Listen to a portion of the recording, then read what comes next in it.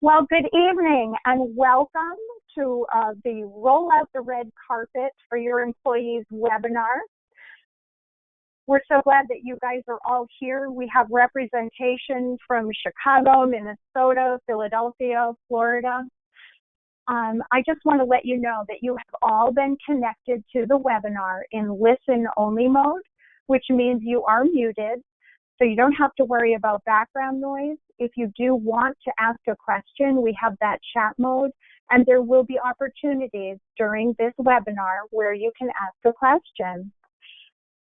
So we would like to welcome you all for this first NCA educational webinar of 2020. We would like to take a moment first to thank our past Education Committee Chairperson, who is now our current NCA National President, Pat Brengman. She has been a wealth of knowledge and resources getting us to this point of our first webinar.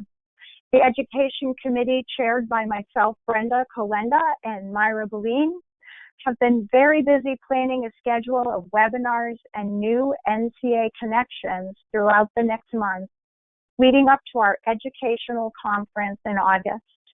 Our first webinar features one of our favorite speakers from our last conference, and this is Donna Cutting. So I'd like to tell you a little bit about Donna. She is the founder and chief experience officer of Red Carpet Learning Systems, a company that provides tools and training to help you create a sustainable culture of happy team members delivering excellent service. She's the author of 2 books, including the Amazon bestseller, 501 Ways to Roll Out the Red Carpet for Your Customers, easy to implement ideas to inspire loyalty, get new customers, and leave a lasting impression. It was named by a Forbes online columnist as one of the best business books of 2015 and was published by Career Press, now Red Wheel Publishing. Donna's training programs are being rolled out all over the country and in parts of South Africa. An active member of the National Speakers Association, Donna is a certified speaking professional and earned designation held by less than 15% of the professional speakers worldwide. She has spoken in 45 of the 50 states. You may have seen her on the Today Show. Okay, she stood outside in the crowd and waved her book in front of the camera, but still, we know she was there on the Today Show. Donna lives in Asheville, North Carolina with her husband, Jim, and their 2 rescue dogs, Moxie and Tonks. And today, she will help us tap into the thrill of creating a red carpet workplace where it is all about lifting up each other. So please help me welcome Donna. Thank you so much, Brenda. I'm so excited to be here. I want to tell you, for those of you who were at the conference last year, speaking at your event was one of my highlights of 2019. I just had so much fun with all of you, and it's just an honor to be back here with you today. Even if I can't see you, I know you're out there somewhere, so from all over the country. So it's just wonderful. And today we're going to be talking about rolling out the red carpet for your team members. And I want to start by taking you back a little, or maybe it's something that's happening right now. I want you to think about the best boss you ever had. This could be the boss that you have now, or it could be a boss from your past. But as we're going through this program, think about the person, who for you was that best boss that you ever had. And what was it specifically about them, or what is it about them that makes them so? And I'll share that mine is pictured here. If you can see my screen, this is Dawn Winder, and she was the last boss that I had prior to going on my own and starting my own business. And there are so many things that I could share with you about why that is. In a big way, the reason I'm doing what I'm doing is because She believed in me. She really helped me develop myself as a professional, and it gave me the confidence, the strength, and the expertise to go out and start my career as a professional speaker. And now, 20 years later, here we are. But one of my favorite stories that embodies why she was my favorite boss is I happen to be working for her in a senior living retirement community, and I was the activities director there. And I was having a really, really tough week. And clearly it showed because at the end of the week, she called me into her office and she said, Donna, I have just been so worried about you. What's going on? You just don't seem like yourself. And of course, I did the one thing you never want to do in your boss's office, which is I burst into tears. And I, started telling her all the stuff that was going on. And I think at the end of the conversation, I said something like, I just feel like I'm not getting anything accomplished. And she gave me some advice and some cheering up and, a hug. And then I left her office feeling a little bit better. But it wasn't 5 minutes later when I noticed in my mail slot at the front desk that there was a note with her handwriting and my name on the front of it. And when I opened it up, it was a lovely handwritten note from Dawn that she had done in the last 5 minutes, filled with pictures of me leading activities with the residents in the senior living community. And the note simply said, does this look like an activities director who isn't getting anything accomplished?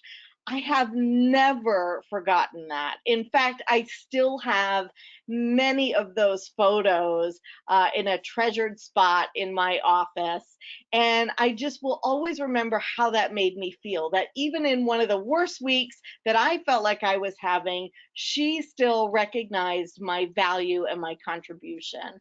And so that's what we're going to talk about today, really, because one of the most important relationships, if not the most important relationship when it comes to employee engagement and keeping your team members engaged and happy and excited, is the relationship between you as their boss, as their direct supervisor, and them, and how you make them feel valued, appreciated, and connected.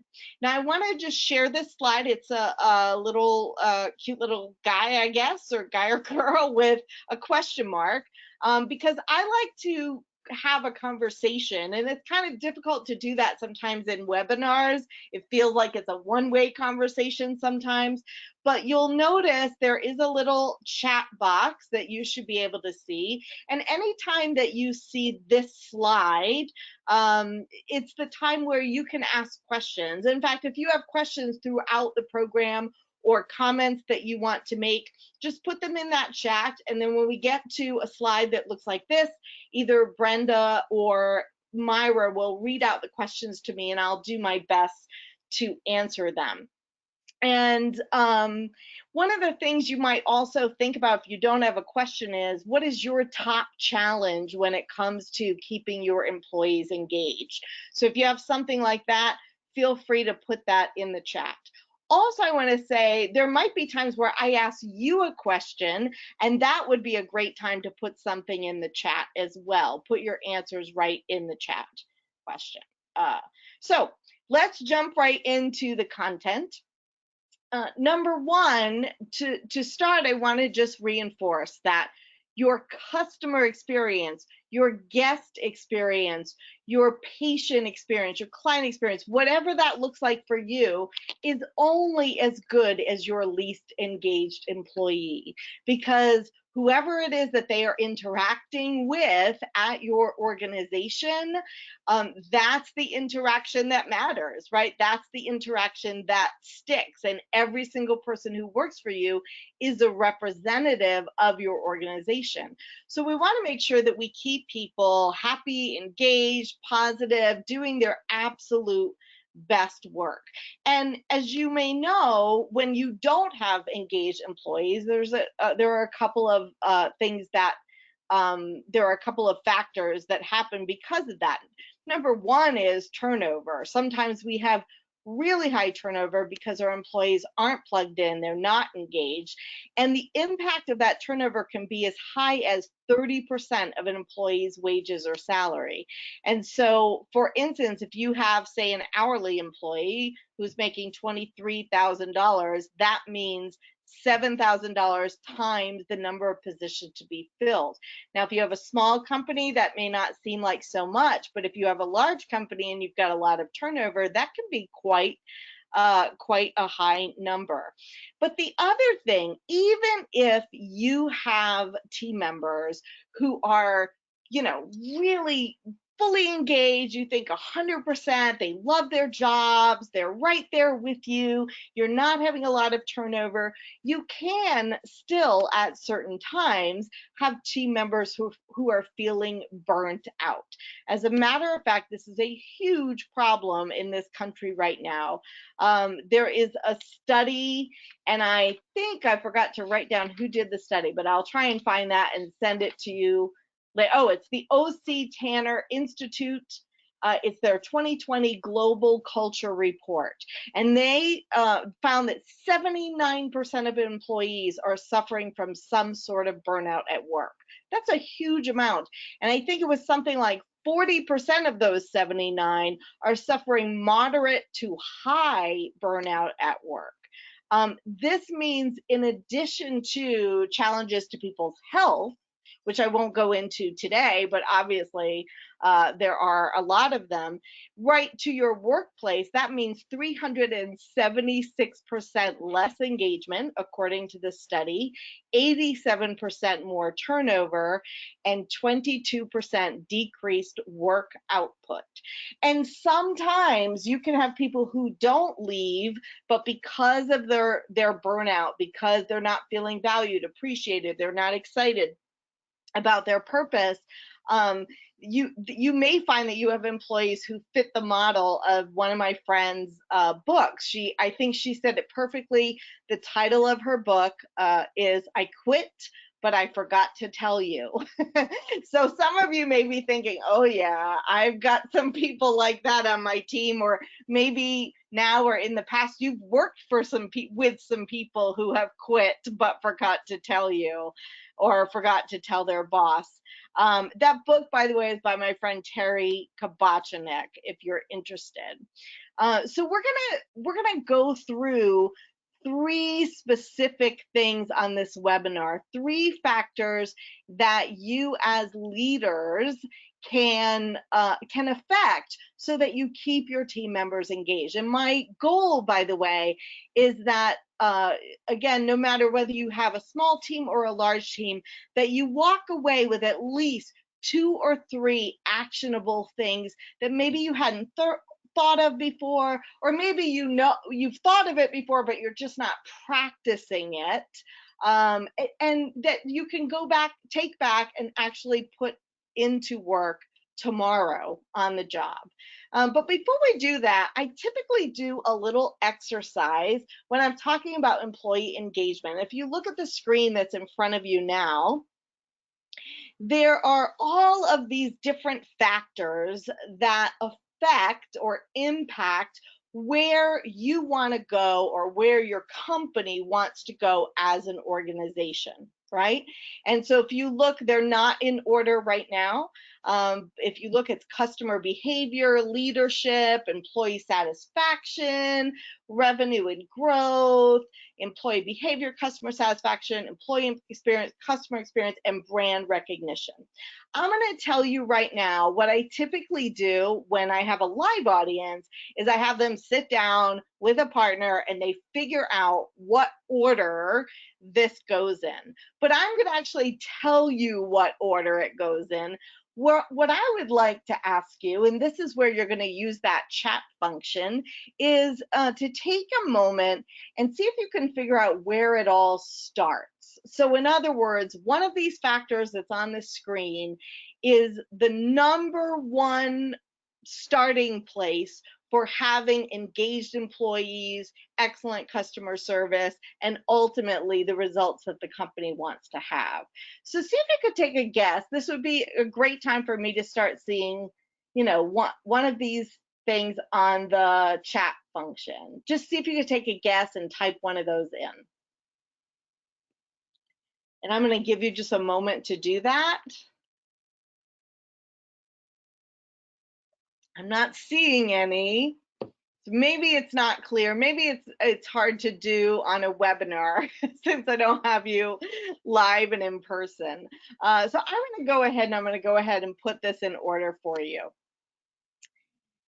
The answer that I was looking for was leadership, because leadership, you as the leader of your team, of your department, in your organization, you and what you do is the foundation of everything else.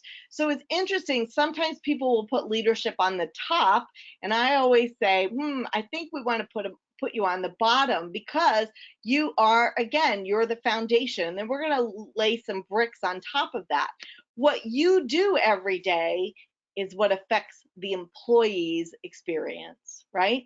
And the experience that they have, good or bad, impacts their level of satisfaction. Now, it's not about giving them everything they want. It's just about creating a place that is supportive, nurturing, and giving them what they need in order to deliver on the experience you want to provide your customers. So when they are satisfied or not, that impacts their behavior, which of course then impacts the customer experience, be that patients or clients or guests, however you name your customers. Their experience, of course, impacts their satisfaction, which impacts their behavior, what they're writing reviews about, which impacts your brand recognition. So in other words, what are you known for as an organization? When we think of great, exceptional customer or guest experience, we might think of the Ritz-Carlton, or we might think of Disney World or Zappos or various places like that, and they have brand recognition for that kind of behavior. But it all starts with leadership and how they treat employees. And then, of course, once you have that brand recognition, that's when your organization sees revenue and growth. So it all starts with leadership. So like I said, I'm going to go through 3 core ways to keep your team members engaged. And underneath each of those ways, I'm going to share examples of what other organizations and other leaders are doing with their team members. And then I would also love to hear from you in terms of, if you have ideas to share, again, feel free to put those in the chat box as well. So we're going to start with the 3. They are purpose, connection, and appreciation. So in other words, helping your team members to find a sense of purpose in what they do every day for you on the job and for your customers, again, however you call them. Secondly, helping them to find a sense of connection especially with yourself and other members of the team. There are Gallup studies that prove that when people have a best friend at work, that's actually something that keeps them engaged, excited, and happy to be there, and helps to prevent employee turnover. And then the last is that sense of appreciation. And notice that I don't say recognition, because I think a lot of times when we think of recognition, we think of programs, this recognition program that we put our team members through.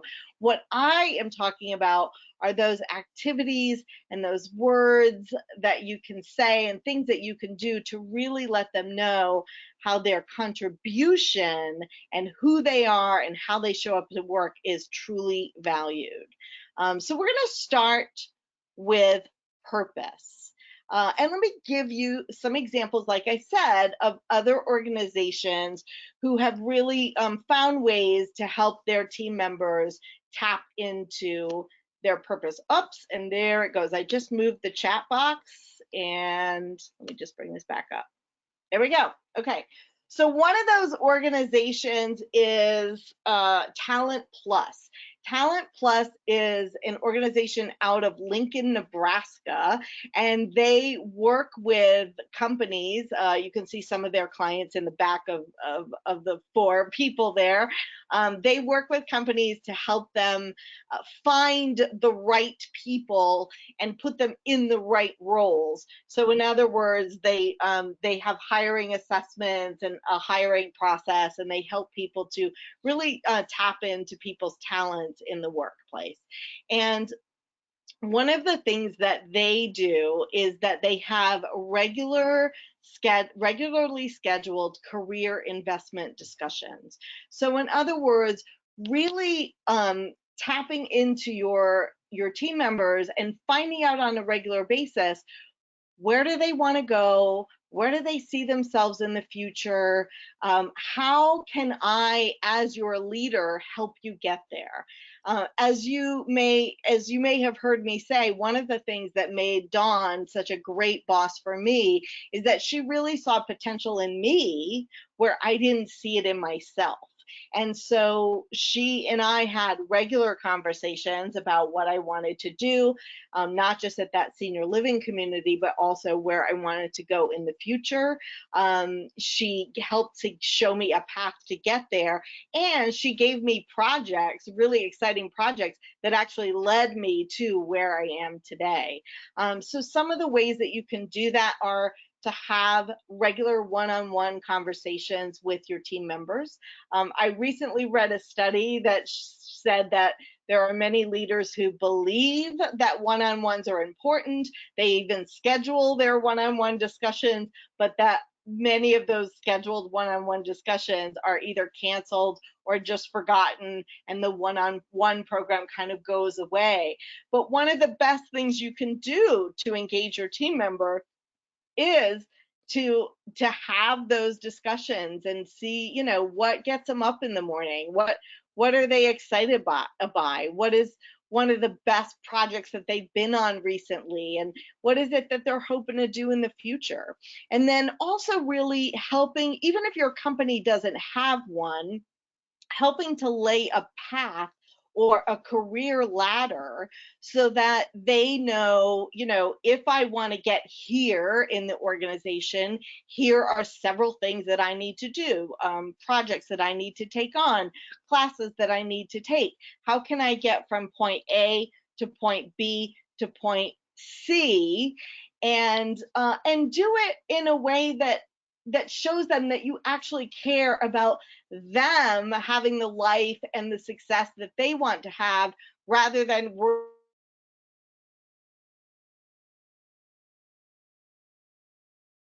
back in you. And you can always find someone else then to mentor later in the future.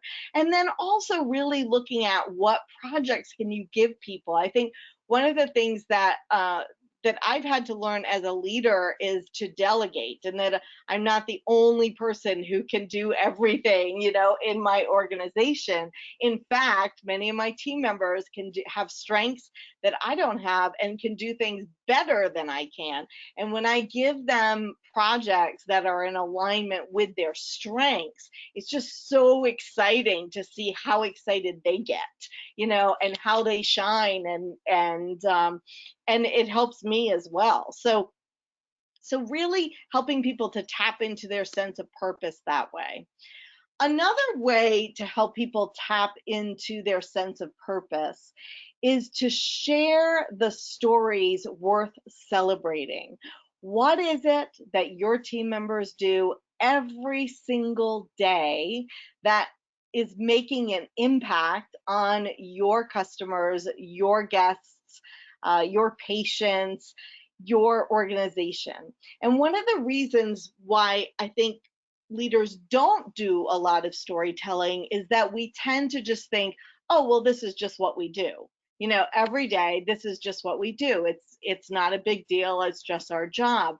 But the reality is that when you start to tell these stories and we start thinking, oh, that's a story worth celebrating, let's talk about it in our staff meetings, in our newsletters, in our intranet, wherever you communicate with team members, you will see an excitement about creating more of those stories worth celebrating. But also, it really helps people connect to the purpose and the value of their work. You know, getting back to the whole idea about purpose, one of the things I think that we're seeing, especially in the millennial generation, is that people are no longer satisfied to just have a job. They don't want to just show up to a job, you know, for a paycheck. They want to show up for a purpose and a mission. And so when you tap into the stories and tell the stories of what's happening and the results that your, you know, your clients and your patients and your guests, and again, whoever, however you call your customers, when whatever their, when how you see how you're making an impact on their lives, it creates that sense of purpose. So let me give you a few examples of what that could look like. One of my favorite examples is from the hotel at Auburn University. And the gentleman that I spoke to there was the human resources director. And he was telling me about, or no, I'm sorry, he was the general manager. And he was telling me about these guests that they had on a regular basis that always came out for the football games, and they were nicknamed Mr. and Mrs. Merry Christmas, and that's because they happen to own the Christmas tree farm next nearby.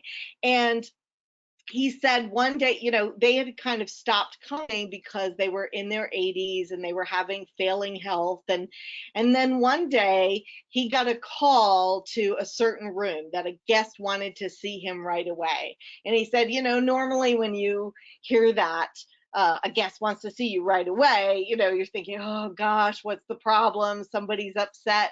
And he walked into the room, and there was Mr. and Mrs. Merry Christmas and 3 of his staff members with Santa hats and Christmas decorations in the middle of September, singing Christmas carols to them because they wanted to make a special moment for these wonderful longtime guests that they had not seen in a really long time.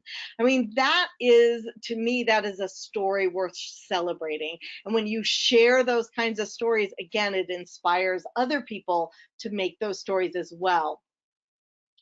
Another example, one of my favorite, comes from the Tampa airport, where a little boy named Owen left his little tiger, who he named Hobbs. Some of us remember the Calvin and Hobbes cartoon, and he left it at the airport, and it happened to fall into a specific department's hands, and a gentleman named Tony worked in that department. So when they found, when Owen's family called and they said when they were going to be back, he held on to it for him. But in the meantime, he took all of these pictures of Hobbs just experiencing the airport. So even Hobbs in the control room, and, you know, Hobbs looking at a plane, and all of these different things. And then he put it together in a book so that when the family came back and little Owen came to pick up Hobbs, he not only got his beloved tiger back, but he also had put this wonderful book of all the memories that Hobbs made at the airport while they were away. So that's like your team members, your concierge, they do things like this every single day. And that's why, you know, we may not celebrate it because we just think it's part of the job. But the reality is these are the stories worth celebrating. And when you do this more often, you help people tap into that sense of purpose and that excitement of doing great things for other people. This is one of my new friend, Jesse Cole. Jesse owns a company called Fans First Entertainment, and he manages a baseball team called the Savannah Bananas in Savannah, Georgia. And they really are more of an entertainment company. So they have the players actually dance out onto the field, and you know, they do all kinds of crazy antics really to excite the fans. And their whole mission is about putting the fans first. So one of the things that Jesse told me was that at the end of every baseball game, they will gather all of the staff and the team, and the one question they ask is, how did we put fans first today? And that is their storytelling session. That is when they start celebrating stories. So I could just see, again, I know we have people from concierge from all different kinds of organizations, but really asking, how did we impact somebody's life today? How did we, whatever your mission is, how did we make someone's day today? And just spend a little time storytelling, because again, also, there are times where it's not easy, where it's really, really hard. It's really difficult. You have demanding people, who are putting a lot of demands on you.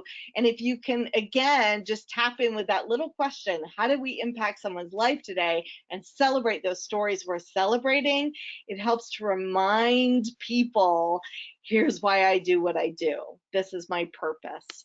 And then you can also share those stories in a variety of ways as well. One of our customers actually put together a newsletter every single week sharing stories of some of their team members who were delivering on their mission. So you can do that as well. And then make sure also that you're celebrating milestones, like really setting goals, setting milestones. If you have a big goal, can you break it down into several little goals and celebrate every single milestone that you reach? Again, giving people that sense of purpose. Lastly, on this sense of purpose, one of the ways to develop that in a team is to also focus on continuous improvement. How can we take what we do here and just keep making it better and better and better? And I actually learned this process from Pam Huff, who at the time was the director of celebrity services at the Gaylord Opryland Hotel. She is elsewhere now, but she called it hit or miss, and we renamed it to Take Two. But either way, it's just a little conversation that you have after every project, or every visitor, or however it is that you break down what you do every single day. And you have this conversation, and it goes something like this: what did we do well today? So Pam would say, what were our hits? The second question is, what could we have done better today? And for Pam, that would be, what were our misses? And again, I always like to encourage people to remember, this is not about what the customer could have done better. This is about what we as a team could have done better. And then the third question is, what are we going to do to have to do better next time? Or what Pam would say is, how are we going to turn those misses into hits next time? Now, it sounds like a lot of busy work, at least that's what some of our customers tell us, until they do it. Because once they make a regular practice of this, they actually see that there's a difference, that they're having an impact, that they're improving something. And so for instance, we had one client who, one of the things they did was plan private parties, and they started doing these take twos after every private party. And what they said was, we had a whole long list of misses in the first couple of times that we did it, and then we kept turning those misses into hits. And now we have such an incredible process, such an incredible experience. It's just gotten so much better that we're actually getting more and more people asking us to plan these private parties, which was great, because for them, that was a revenue source. So it was just really exciting for them, gave them a sense of purpose to put the work in and see the improvements that they made. And now they can, have a sense of pride on what they created. So those are my ideas for you right now around a sense of purpose. I want to just stop here, and Brenda or Myra, I want to ask, are there any questions that that come up. I'm going to ask Brenda or Myra. Hi, Donna. Hi, Donna. Hi. You got us both at the same time. Go ahead, Myra. So a question on the table is, how do you keep remote teams engaged? Oh, that's a great question. That's a really great question. And I love that question because I actually have remote teams myself. Our team works all over the country. And so first I want to start by saying a lot of what I'm going to share today actually does apply to remote teams. But the few things that I have learned are this. Number one, use technology. I mean, it is so much easier now to keep people in the loop by, our little team has regular Zoom calls. Everybody's face can be seen. We have a Facebook page. We use Slack if you go to Slack, I think it's slack.com, as a communication tool. So there's so much technology that you can use to keep people engaged and keep them in the loop. But then also do all of the things that you would normally do with other team members. So for instance, a sense of purpose, have those one-on-ones. You might be having them over Zoom, or you might be having them on the phone, but still have them really get to know people.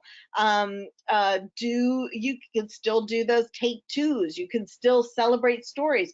So that is actually one of the things that we would do every single team meeting. Is we start every Zoom meeting with, our mission, our purpose, and we'd actually share stories of how we built relationships or how we helped our customers get results. And that's the first thing that we do actually in team meetings.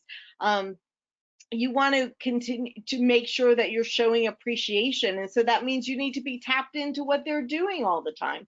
I think one of the things with remote team members is that it's really easy to kind of sit back in our office because they're all out there and not check in. I think with remote team members, we want to check in more often. We want to really work to build that connection.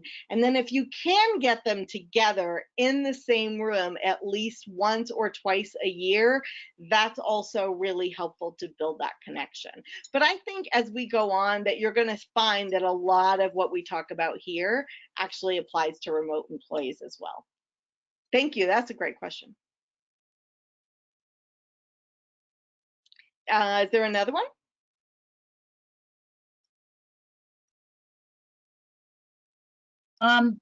Donna, there is another question. How do you control that one staff who tries to keep the spotlight and tries to prove they are the only team player and the only one who knows what they're doing? Well, that's kind of funny. Somebody who says they're the only team player. That's a little that's a little bit of a dichotomy there. I think in all of these situations, it's open. It starts with open conversation. First of all, really taking a look. I always say when you have a challenge with a team member, make sure that you have all the facts, that you're looking at it from all sides. Are you just hearing this from one employee? Is it something that you have observed? Are you, or does this person have some valid points in what they're saying? Make sure that you take time to do some research and really get a full picture before you react. So that's number one. Number two would be then to have an open conversation with them about what you've observed, why it's troubling you. Ask them for their feedback on what they think, and maybe dig a little deeper as to what's going on there. And then come up with an action plan with them to try and modify that behavior. And then the very next thing would be that every time you see positive behavior, that's the opposite of what what you actually talked about, then you want to reinforce that. So when you see them really being a team player, really jumping in, allowing other people to, to have the spotlight as well, reinforce that behavior. And then the other thing is to know, when it's time to say goodbye. I can't share that with you, but that's really important. Even, sometimes that's true also of negative team members. So if you have someone who's really negative, and I'm thinking that's the next question. Is that right, Myra? I'm seeing half of it on the chat. Yes. Yeah. Yeah, I would say the same thing. So the question is, how do you deal with someone who's negative? Well, and understanding that when you have somebody who is constantly negative, that is impacting the rest of the team. So it is really important that you do deal with someone who is negative, because otherwise you're going to find it's pulling the rest of the team down. So again, I would go back to almost exactly the same thing. First of all, what are they being negative about? Are some of their points valid?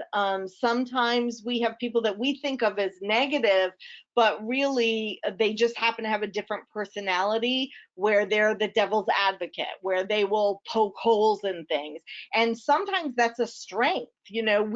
We don't want people who are always like us. We want the people who are going to be positive, and then we want the people who are going to say, yeah, but this may not work because of this, as long as you can get everybody to work together in the end.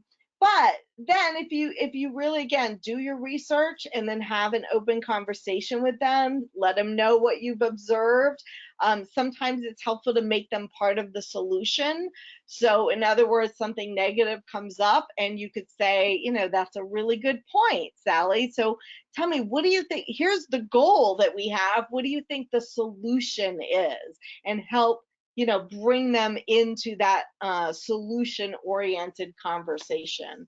And then again, I'll say again with this as well, know when it's time to say goodbye, or to maybe find them in a role put them in a role that's going to be a better fit for them, because you definitely don't want to keep that behavior going, because it is going to pull down other team members as well. All right. Good. And we have more time for other questions later. So thank you for those questions. I really appreciate it. And I'm going to move on now to the next point, or the next area of focus, which is connection. And again, there are so many studies that show, and I think you've probably experienced this yourself. I know I have, that when people have friends in the workplace, they are more likely to be engaged, more likely to be excited. And so as leaders, it's important that we create opportunities for people to have those connections. It also breaks down silos. So depending on, even with my small team, I can see that the larger it gets, the easier it is to kind of get into these little silos where people don't share information and they don't really stay connected. And so I'm very intentional about creating opportunities for people to connect. So let me talk about what some of those are. Number one is, it's so important that every team have rituals. This is the idea of traditions and rituals is something that's near and dear to my heart. I know that the traditions in my family, in fact, I'm one of the people in my family that when a tradition changes, it really is hard on me, because it's those traditions are what make me feel connected to my family, those rituals. And I think that's true in the workplace too, that when we have rituals, when we have traditions as a team, we then we feel more connected to each other. So one of my favorites, this is something my boss Dawn used to do, is we used to have birthday breakfast in our department head team. So anytime a department head had a birthday, we would all bring in food and we had birthday breakfast, and it kind of evolved into things where I used to write a song for the people whoever the birthday celebrant was. Someone would bring in gifts. Someone who was great in arts and craft always made something. So we sort of turned it into something bigger than I think she imagined. But it was a wonderful ritual that kept us connected as people. Talent Plus, one of their really cool rituals is that every time they have a new team member or they have a guest who's visiting their wonderful offices in Lincoln, Nebraska, is that they literally will roll out the red carpet and give the person entering the room a standing ovation. So I happened to visit their office. I actually took this with my iPhone as I was walking in, but it's something that's very meaningful to them. It says celebration, but it is a ritual that is unique to Talent Plus. And then one of the things that I do with my little team is that we have team retreats. So like I was telling you, it's so important when you have a remote team to make sure that you get them together as often as possible. And so we have 2 retreats every single year. One is focused on marketing and sales, and the other is focused on customer experience. But I always factor in fun. So there's always some, like one time we took a pottery class, another time we took a scavenger hunt around Asheville, North Carolina. There's a variety of different things. We usually have meals together. And a lot of times we think of these as fluffy, unimportant things, but the reality is that that's what builds connection on your team. And when people get to know each other as individuals and not just co-workers, they're more likely to actually work well together. And then I want to pull in appreciation. So that's the third and final focus for this particular webinar. And again, notice that I don't say recognition, I say appreciation. So really letting people know, it's not about a program, it's not about employee of the month, it's not about a free parking space, although those things are great, but it's about really as a leader, as their boss, letting them know that you see the contribution that you make and that they are appreciated for it. Again, I love to use Talent Plus as an example because they're such experts at this. Larry Sternberg, who's the CEO, he said so perfectly, every time you praise one of your team members, you emotionally rehire them. So think about the excitement that your concierge team felt when they got the job. You called, you offered them the job. Well, every single time you point out something that they do well, that they bring to the team, that they bring to the organization, to your clients, you're emotionally rehiring them. You're making them feel that excitement all over again. You want to make sure that you show genuine appreciation, and that involves 4 different things. Number 1 is be real specific. Don't just say, oh, thank you, you do a great job. I mean, that's great to say, but it's so much more meaningful when you say, you did such a great job with this project, or I heard you talk to this patient in such a loving and kind way, or again, whatever it is, but be real specific about what it is and what it is they bring to the team and bring to the table. Be spontaneous. So programs are great, again, but this is about every single day noticing what your team members each individually do well. Be sincere. If you're going to lead people, you've got to love people. If you can't find something to sincerely praise people about, then either you have the wrong team or you're just not looking hard enough. And then do it soon. When you see it, say it at the next appropriate opportunity, because sometimes we might think things out loud and then we don't say it, and you're depriving that person of that moment of joy. I want to suggest a book if you haven't read the book, and they have an assessment that you can take that your team members can take, and it's called the 5 Languages of Appreciation in the Workplace. Gary Chapman and Paul White also wrote a book called The Love Languages, and so this is kind of the love languages, but for the workplace. I know that my friends at Ruby Receptionist do this, and they have found it really helpful in kind of learning specifically how each individual person likes to be appreciated, because some people like words of affirmation, some people prefer gifts, some people prefer quality time, and so it's important to really take a look at that so that you know that you're tailoring that appreciation to each person. This is Doug Conant. Doug was the CEO of Campbell's Soup years ago when he was really considered a turnaround specialist, turned it around, brought it back into profitability. And he was known for writing 25 thank you notes for employees every single day. Handwritten thank you notes. He wrote with something like 30,000 thank you notes over the tenure of his time as CEO. And I know it's something he still does today. He's more of a consultant now, but he still is in the practice of writing thank you notes. Now, I'm impressed, I have to say, because 25 thank you notes, to me, that would take all day. I do it for an hour and I can get about 5 in.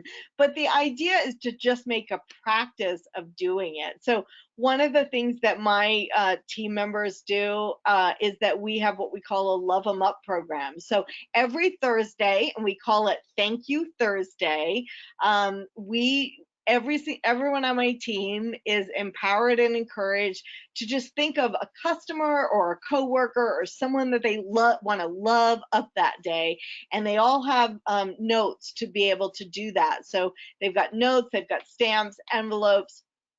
And we really make a practice of, at our team meeting saying, who did you love up this week?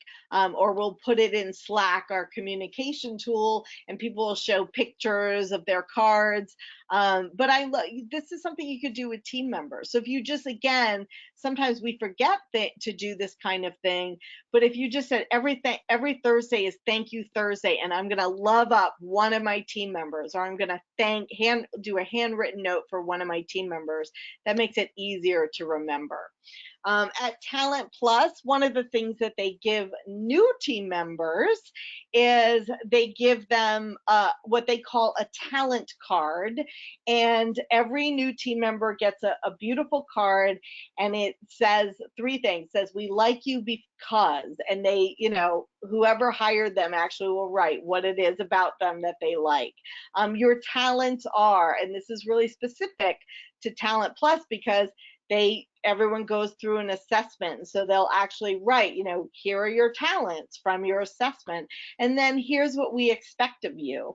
And one of the things it reminds me of is an exercise I sometimes will do in training programs. It's called Sugargrams, and what I do is I have people, particularly if they're a team that works together, I will have them write 3 Sugargrams, one for the person to their left, one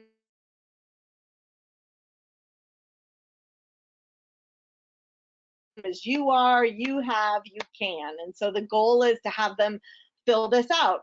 You are, so great at taking care of our customers in this way. You have a gift for making people feel good about themselves, and you can brighten up a room just by walking into it. So whatever it is, of course, I always caution them to make sure it's positive, if not negative. But it's so neat because in the training program, what I'll do is I'll actually have them then, write them, fold them up, and then all together, everybody stands up and delivers their Sugargrams. And then I have everybody open them all at once, and you can kind of see the tears, the great feelings that people have, because their coworkers are recognizing their strength and recognizing what's good about them. And I think especially in today's world, we cannot have enough of people recognizing what is good about us. My friend Dave Timmons and also again Larry Sternberg, they have both been known to send thank you notes to people's parents. So instead of writing the employee a thank you note, they actually will write their parents a note telling them about something great that they've done. And that has always been a big hit for their team members. You as concierge, you are so, this is right up your alley. You probably know of all of your clients, you know their favorites, you know their first, their first concert, their first car, their favorite meal, what their favorite amenities, whatever it is. And but do we do this for our team members, right? So one of the things I do, and I know Dave Timmons, my friend Dave that I just talked about used to do as well, is they would get all the favorites and firsts from our team members so that when it's time to recognize something or show appreciation in a tangible way, we can do something that is really meaningful to them instead of just a generic thing. One of my coworkers who was head of housekeeping, she used to, every time the lottery was really high, she used to buy lottery tickets for all of her team members. And I love that. And then going back to Dawn, who was the best boss I ever had, one of her practices would be to get the rest of the team to plaster Post-it notes all over our desk, telling us how great we were or how much we were missed over vacation.